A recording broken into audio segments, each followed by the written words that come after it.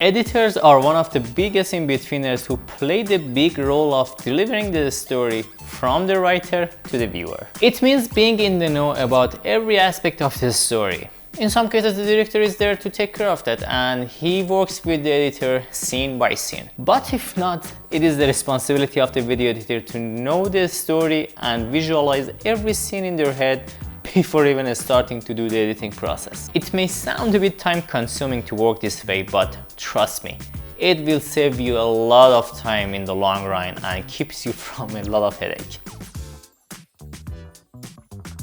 Okay, effects and plugins. You gotta know them.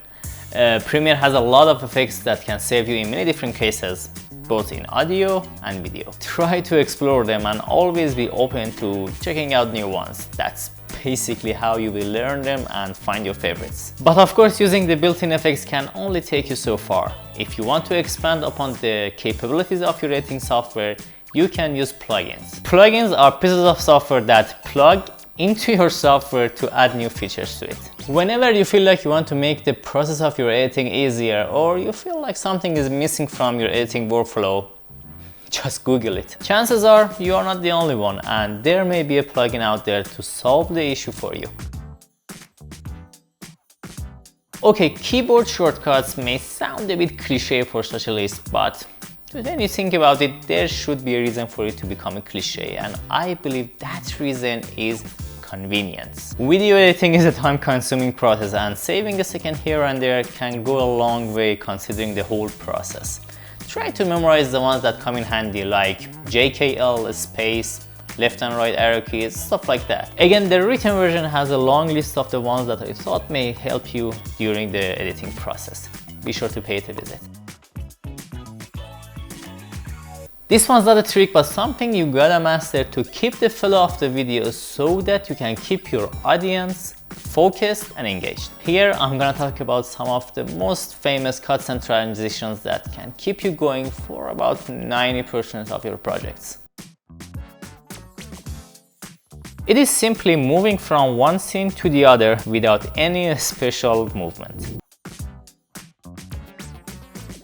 It is jumping in time between the actions the character is doing so that we can only see a small part of each action and to get a general idea of what he is doing. Hearing the audio of the next scene before it begins so that to give the audience an introductory feeling. It is exactly the opposite of JCut. Hearing the audio of the previous scene on the next scene, usually to see the reaction of the previous one.